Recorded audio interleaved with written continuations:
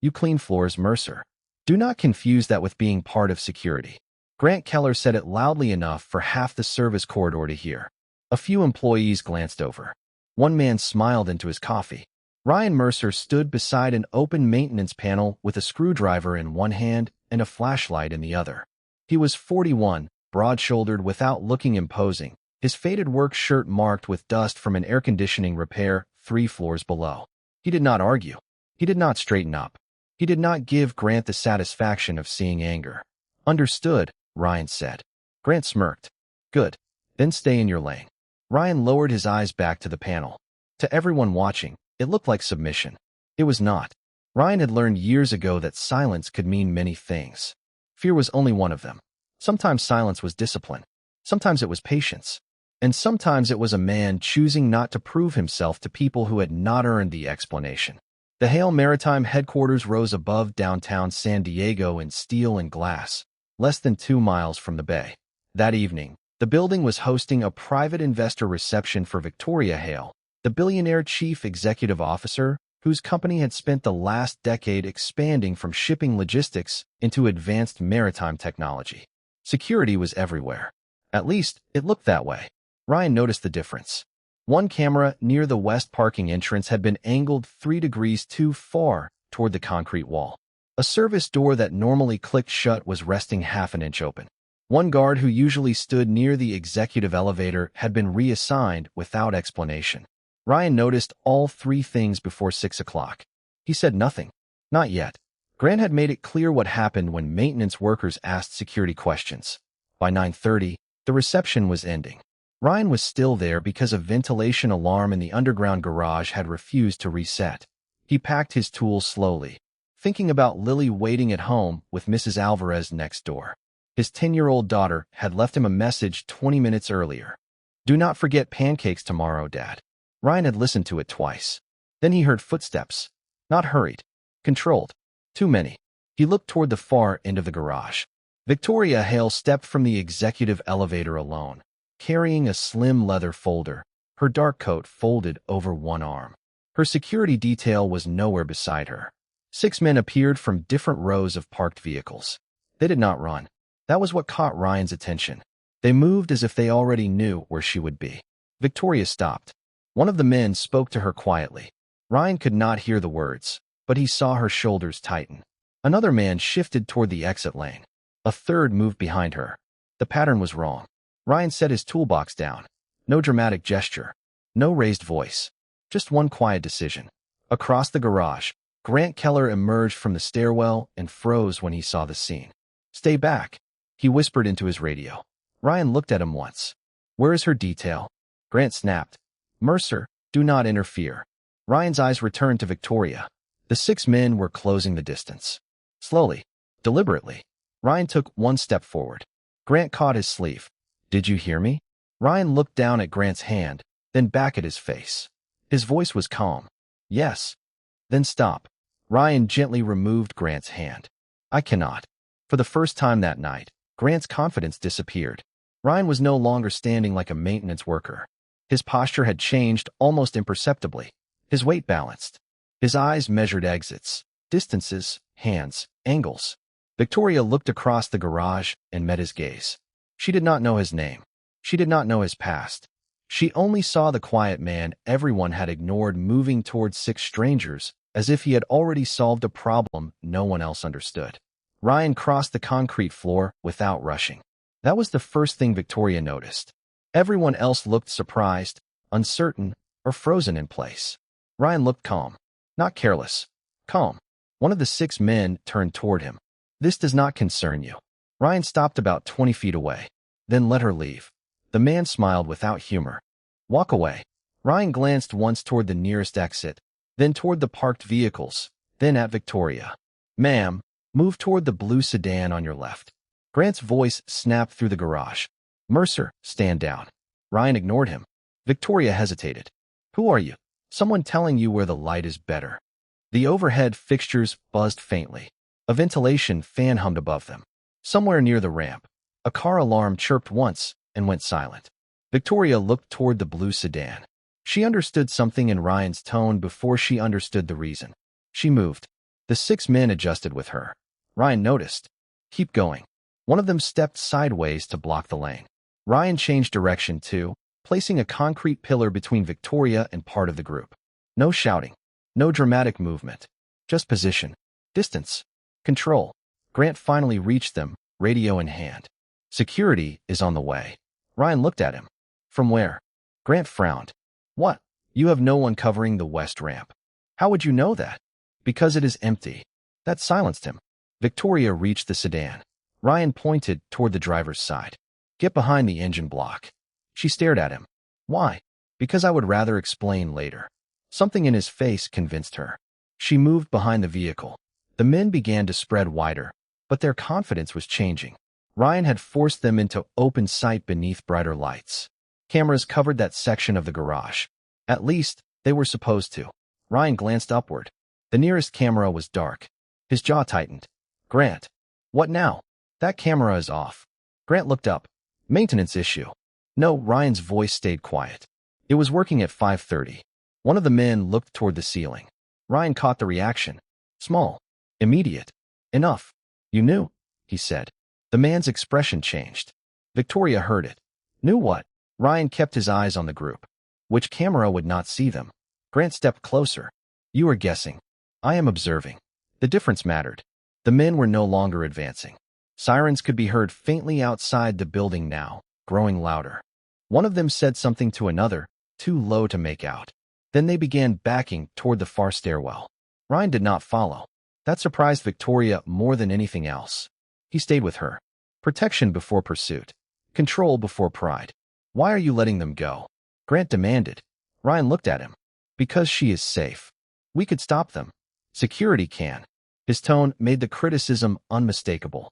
A minute later, uniformed officers entered from the street access point, while Hale Maritime Security finally arrived from the upper levels. Victoria stepped away from the sedan. Her hands were steady now, but her face was pale. She looked at Ryan's maintenance shirt, the worn work boots, the small company identification badge clipped near his pocket. What is your name? Ryan Mercer. What department? Facilities maintenance. Grant laughed once. Exactly. Victoria turned toward him. I was not asking you. The garage went quiet. Ryan picked up the toolbox he had set down earlier. Victoria watched him. You saw all of that before my security director did. Ryan looked toward the dark camera. I saw enough. How? He paused. Patterns. Grant stepped between them. Ma'am, we need to get you upstairs. We also need to question Mercer. His timing is convenient. Ryan's face did not change. Victoria's did. Convenient. He knew where the cameras were. He knew the exits. He knew what those men were doing. Grant turned toward Ryan. So tell us, how did a maintenance worker know all that? Ryan said nothing. He simply looked at the dark camera one more time. And in that silence, Victoria realized Grant had asked the wrong question. Grant led Ryan into a small security conference room on the second floor, while Victoria remained nearby with 2 police officers and a member of her legal team. The room was cold from overactive air conditioning, and the fluorescent lights made everyone look more tired than they were. Ryan sat at the end of the table with his hands resting loosely in front of him. His maintenance badge was still clipped to his shirt. Grant stood across from him. You knew where she would be. Ryan looked at him. No. You knew the west ramp was uncovered. Yes. You knew the camera was out. Yes. Grant leaned forward. And you expect me to believe that is normal for a maintenance employee? Ryan's expression did not change. It is normal for someone who pays attention. Grant gave a short laugh. That answer works better in movies. Ryan said nothing. Victoria entered before Grant could continue. She had changed into a simple gray sweater someone from her office had brought down, but the strain had not left her face. Leave us for a minute. Grant looked at her. Ma'am, I strongly recommend against that. Then recommend it from the hallway. He hesitated, then walked out. The door clicked shut behind him. Victoria took the chair across from Ryan. You could have left. Yes. You could have waited for security. Yes. You did neither. Ryan looked toward the glass wall. There was no time. You did not look afraid. Everyone is afraid. You did not look like it. Ryan's voice stayed quiet. That is different. Victoria studied him. Most people around her filled silence because they feared losing control of the room. Ryan seemed perfectly comfortable letting silence remain. You moved me behind the sedan. Yes. You noticed the lighting? Yes. The camera? Yes. The empty ramp? Yes. She paused. You are very observant for a man who repairs ventilation systems. Ryan almost smiled. Ventilation systems are expensive when people stop observing them. Victoria leaned back. Grant thinks you were involved. Grant thinks questions are evidence. Are they not? Sometimes. Ryan looked at her directly. But the right question matters. She remembered the garage. Grant asking how Ryan knew. Ryan looking at the dead camera. What is the right question? Ryan turned his eyes toward the hallway. Who changed the security pattern? Victoria went still. What do you mean? Your detail was absent. The west ramp was uncovered. The service door had been left open. One camera was angled wrong before the reception. Another was disabled later. You noticed all of that today? Yes. Why did you not report it? Ryan gave her a level look. I did. Victoria frowned. To whom? Security desk. 6:17 this evening. And they told me facilities should stay out of security operations. Victoria's face tightened. Grant's voice echoed in her memory. Stay in your lane. Who took the report? A guard named Mason. Victoria stood.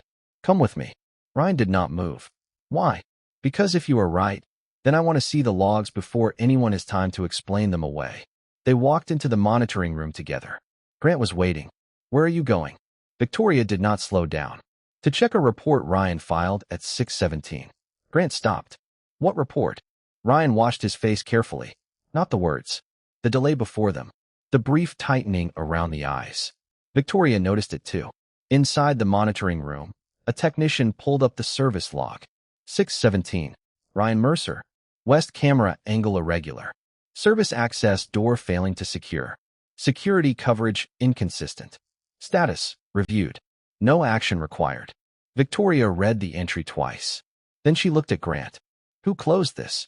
Grant's confidence returned too quickly. Routine judgment call. By whom? The technician hesitated. Director authorization. The room became quiet. Grant folded his arms. That does not mean anything. Ryan looked at the monitor. Maybe not. Then he pointed to the timestamp beneath the disabled garage camera. But that might. Victoria followed his finger. The camera had not failed randomly. It had been manually shut down 14 minutes before she entered the garage, and the authorization code belonged to someone inside Hale Maritime Security. Victoria stared at the authorization code while the technician shifted uneasily in his chair. Grant stepped closer to the monitor. Codes can be copied. Ryan looked at him. Can they? Of course. Then pull the access history. The technician hesitated again. Victoria noticed. Do it. Grant's jaw tightened. Ma'am, this is not the time to undermine your own security team. Victoria turned toward him. My security team was not where it was supposed to be when 6 men surrounded me. No one answered that. The technician opened another window. A list of internal access records filled the screen. Ryan leaned slightly forward, not touching anything, simply reading. Scroll back to 8:40. The technician did. One authorization entry appeared at 8:46. Another at 9:12. The disabled camera at 9:16. The west ramp reassignment at 9:19. Victoria looked at Ryan. What are you seeing? Sequence. Grant exhaled sharply. He is seeing what he wants to see. Ryan ignored him. Camera first. Coverage second. Your elevator route did not change until 9:23. Victoria frowned. How do you know that? Because the 6 men were already positioned before you came down. The room fell quiet again. Ryan's eyes moved to another column. Who knew the elevator route at 9:19? Grant answered quickly. Executive protection, scheduling, senior security. How many people? Enough. That is not a number. Victoria looked at Grant. Give him one. Grant stared at her. Why are we treating him like an investigator? Because tonight he noticed more than the people I pay to notice things. The words landed hard. Grant looked away. The technician pulled up the distribution list. 11 names appeared. Ryan read them slowly. Then he pointed to one. This account accessed the garage camera system and the executive calendar within 7 minutes. Victoria leaned closer. Mason Cole. The technician swallowed. He is the guard who closed Mr. Mercer's report. Grant stiffened. Coincidence. Ryan looked at him. Maybe. Victoria folded her arms. You keep saying that. Because none of this proves intent. Then we keep looking. Grant stepped between Ryan and the screen. No. We lock the system, suspend access, and let law enforcement handle it. Ryan's expression stayed calm. That part is correct. Grant blinked, almost disappointed not to be challenged. Ryan continued. But the system should be copied before anyone changes anything. Victoria nodded. Make a forensic backup. The technician started typing. Grant looked at Ryan again. You really enjoy this, do you not? Ryan's eyes narrowed slightly. No, then why are you so comfortable? Ryan did not answer. A knock interrupted them. A uniformed officer entered with a man in his late 60s wearing a navy blazer over an open-collar shirt. Silver hair, straight posture, quiet eyes. Ms. Hale, this is Commander Thomas Reed, retired. He consults with the Port Security Task Force. Victoria stepped forward. Thank you for coming. Reed nodded, then looked past her. His eyes landed on Ryan. He stopped. For the first time all night, Ryan looked uncomfortable. Reed stared for several seconds. Mercer. Ryan said nothing. Reed took one step closer. Ryan Mercer? Grant frowned. You know him? Reed's expression changed from surprise to something deeper. Respect. I know exactly who he is. Victoria looked between them. From where? Reed never took his eyes off Ryan. United States Navy. Grant laughed lightly. He was Navy? Reed turned toward him. Not just Navy. The room became very still. Ryan looked down at the maintenance badge clipped to his shirt as if it suddenly belonged to someone else. Reed's voice softened. He led a SEAL team under my command. Victoria looked at Ryan again, seeing the garage differently now. The angles, the exits, the calm, the refusal to chase. Grant's smile disappeared. Former SEAL. Reed nodded once. One of the best men I ever served with. Ryan finally spoke. That was a long time ago. Reed looked at him. Character does not expire with a uniform. No one in the room had anything to say after that. Victoria looked at Ryan for several seconds without speaking. The maintenance shirt was the same. The worn boots were the same. His expression had not changed. Only the room had. Grant stepped back from the monitor as if the floor beneath him had shifted.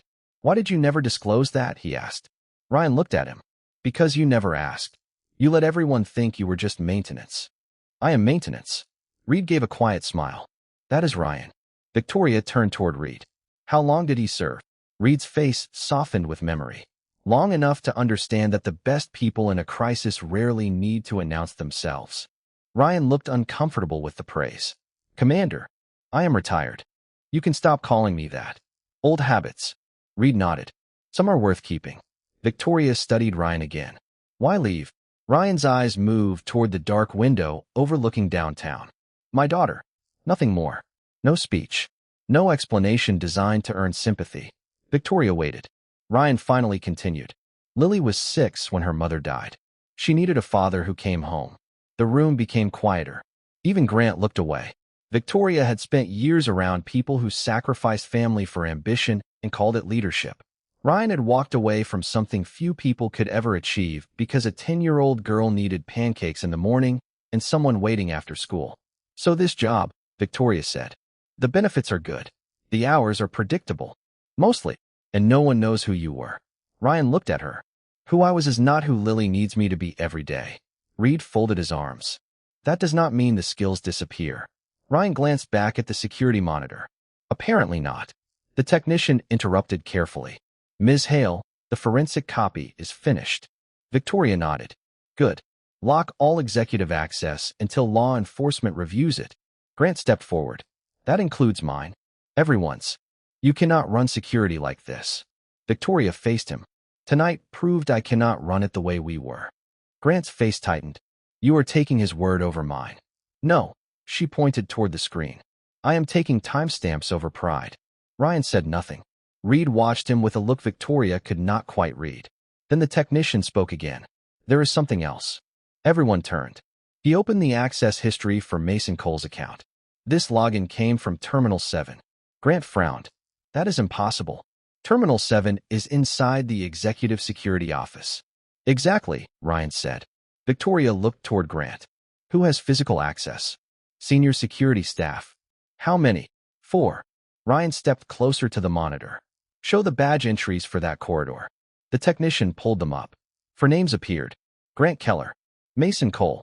Deputy Director Ellen Price. Systems Manager Paul Watkins. Victoria felt the air in the room change again.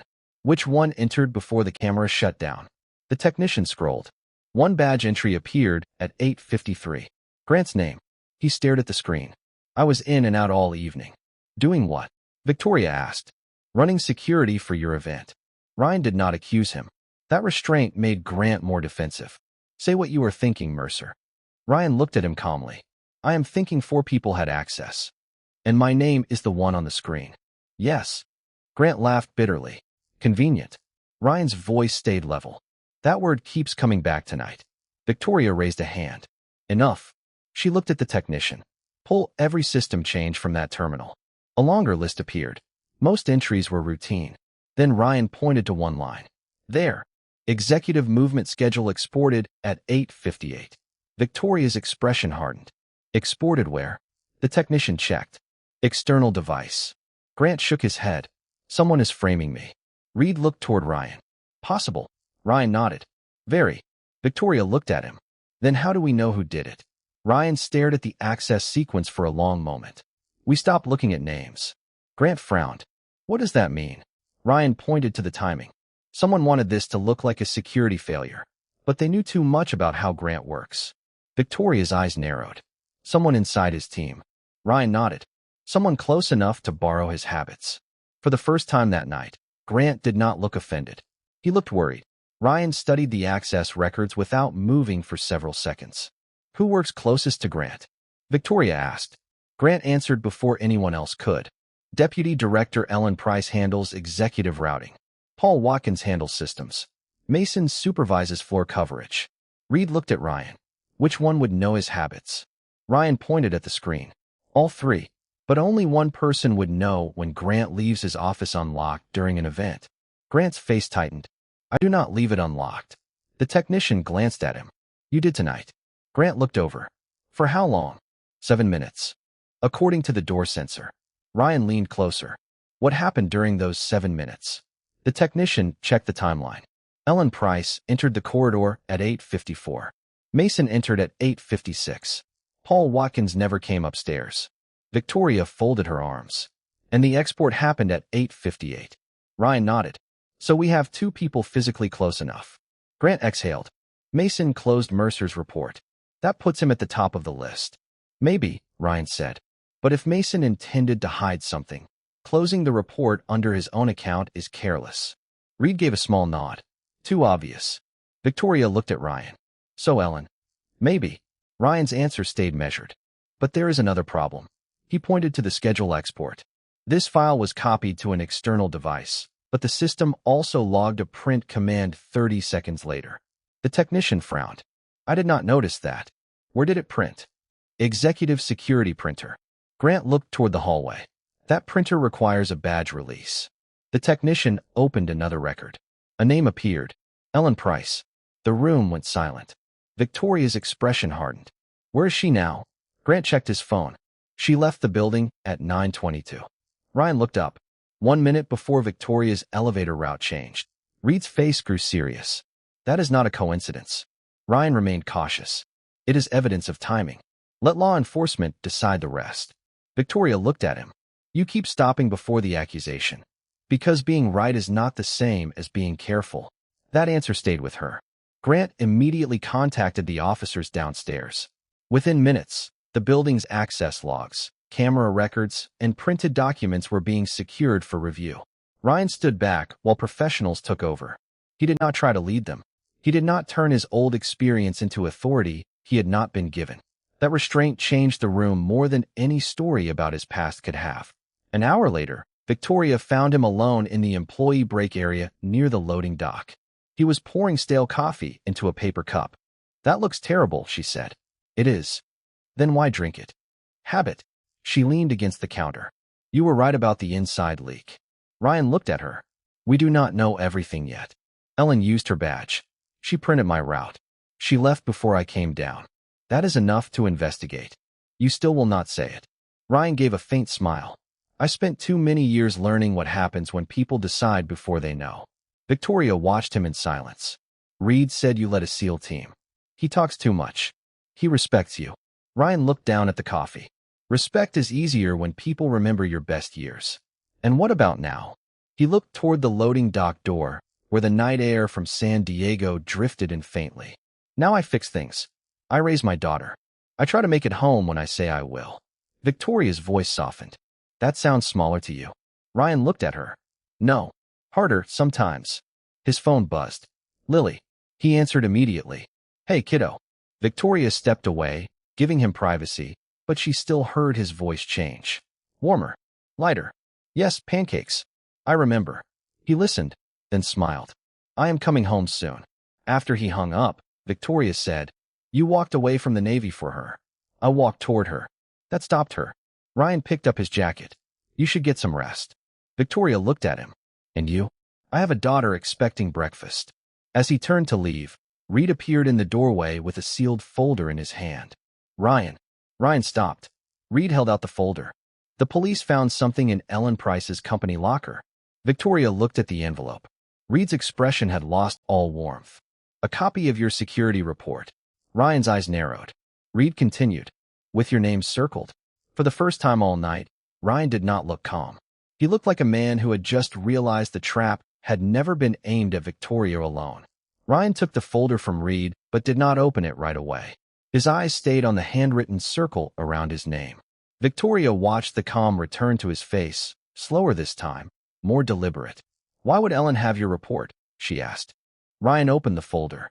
Inside was a printed copy of the maintenance notice he had filed at 617, along with a second page containing his employee schedule, home address, and vehicle information. Reed's jaw tightened. That was not pulled by accident.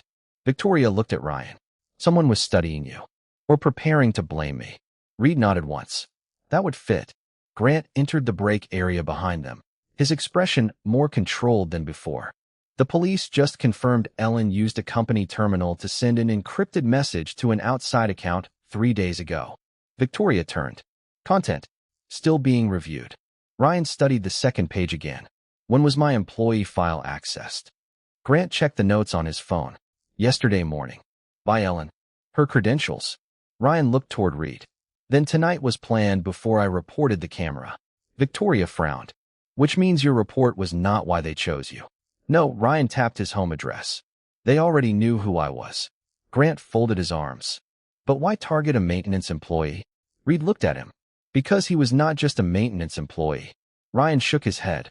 They may not have known that. Then what did they know? Victoria asked. Ryan thought for a moment. That I worked late. That I covered the garage. That I noticed things. Grant's face changed. And if something went wrong, your access would put you close to the scene. Exactly. Victoria looked from Ryan to the folder. So the plan was to make the security failure look like your fault. Ryan nodded. Maybe more than that. If the 6 men had escaped, and my report was found later, someone could say I knew about the gaps because I created them. Grant was silent. The accusation he had made earlier now sounded different. Convenient timing. Knowledge of cameras. Knowledge of exits. Ryan had been almost perfectly positioned to become the easy explanation. Victoria's expression hardened. And you did exactly what ruined it. Reed gave a faint smile. He paid attention.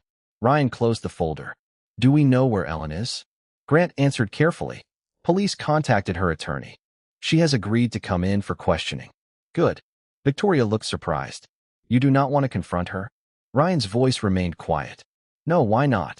Because this is not about proving I can confront someone. It is about getting the truth without damaging it. Reed glanced at Grant, as if making sure he heard the lesson too. An hour later, investigators recovered the external device used to export Victoria's route. It contained copies of executive schedules, camera maps, access logs, and drafts of internal messages designed to suggest Ryan had been tampering with restricted systems. There was enough to remove doubt without turning suspicion into spectacle. Victoria sat in the conference room as the findings were explained. Grant stood near the wall, unusually quiet. When the investigator finished, Victoria looked at Ryan. You were being framed. Ryan nodded. Looks that way. And if you had done nothing in the garage, the story probably would have been easier to sell. Grant lowered his eyes. I helped them without knowing it. Ryan looked at him. How? I dismissed your report. I made sure everyone saw you as someone who should stay out of security. The shame in his voice was real. Then when something happened, I suspected you first. Ryan was quiet for a moment. You made a bad call. Grant looked up. That is all. What else do you want? Anger. I have a daughter waiting for pancakes. Reed smiled faintly. Victoria did not. She looked at Grant with disappointment, then back at Ryan with something closer to respect. You do not need anyone in this building to validate you, do you? Ryan picked up his jacket. That is a dangerous thing to need from strangers. Victoria stood. Then let me ask one thing before you go. Ryan paused. What? Why did you save me when the people responsible for protecting me had already decided you did not belong? Ryan looked toward the dark windows, where the first hint of morning was beginning to soften the San Diego skyline. Because dignity is not something you only give to people who respect you first. No one in the room spoke after that. By 9 o'clock that morning, the executive boardroom at Hale Maritime felt different from every meeting Victoria had ever led. The same glass walls overlooked San Diego Bay. The same polished table reflected the city light. But no one was discussing quarterly growth. Grant sat at the far end, stripped of his usual certainty. Reed stood near the windows.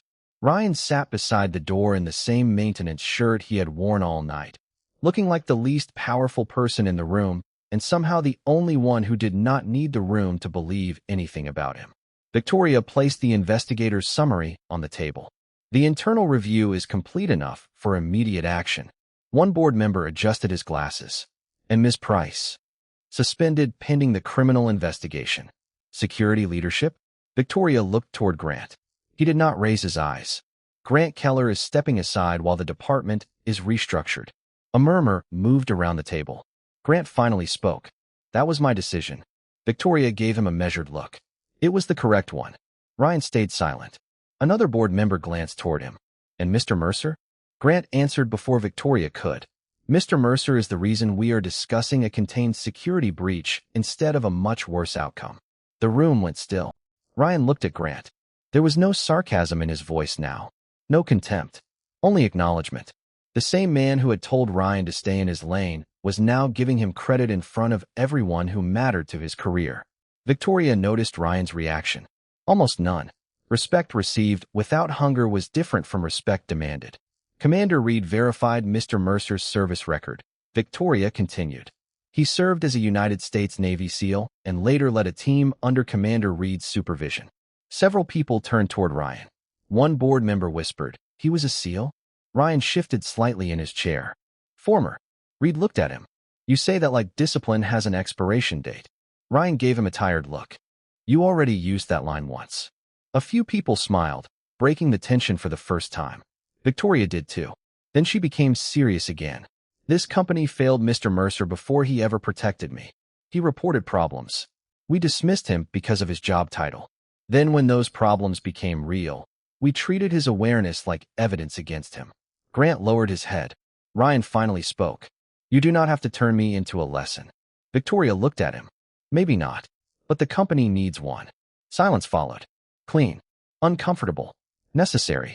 Victoria slid a folder across the table toward Ryan. "I want you to become Director of Executive Protection and Security Strategy." Ryan did not touch it. "No." Several board members exchanged looks. Victoria expected resistance, not an immediate refusal. "You have not even opened it." "I heard the title. The salary is more than triple what you make now." "That is not the problem." "Then what is?" Ryan looked at the clock on the wall. "My daughter gets out of school at 3:15. One board member almost smiled, assuming he was joking. Ryan was not. "Lily lost her mother. I spent years making promises I could not always keep because duty came first. I will not build another career that teaches her she comes second." Victoria leaned back. "So that is your condition?" "Not a condition." Ryan looked at her calmly. "A boundary." Reed's expression softened with pride. Victoria looked down at the folder, then closed it. "Then we rewrite the position."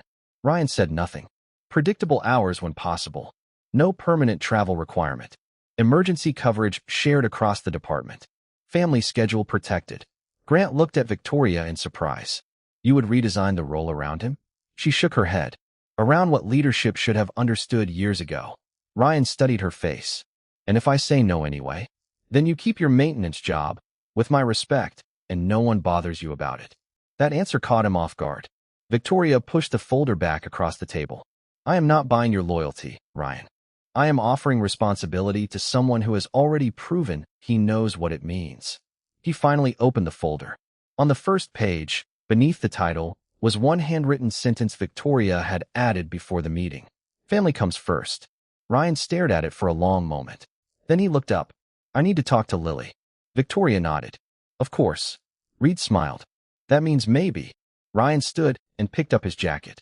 It means I need to make pancakes first. No one laughed at him this time. Ryan made it home just after 10:30 that morning. The apartment was quiet except for the soft hum of the refrigerator and the faint sound of cartoons from the living room. Lily was sitting cross-legged on the couch in mismatched socks, holding a plate with 2 pancakes she had tried to make herself. She looked up when he walked in. You are late. Ryan closed the door behind him. I know. And these are terrible. I can see that. Lily looked at him carefully. Are you okay? Ryan set his jacket over a chair and sat beside her. Yeah.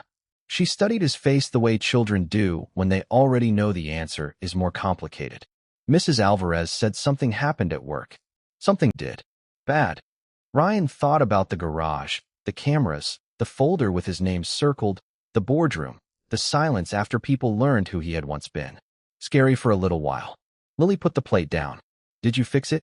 Ryan smiled faintly. A lot of people helped. That means yes. He laughed quietly. Then he reached into his bag and pulled out the folder Victoria had given him. Lily looked at it. What is that? A job offer. A better one. Depends what better means. Lily opened the folder and stared at the page without understanding most of it.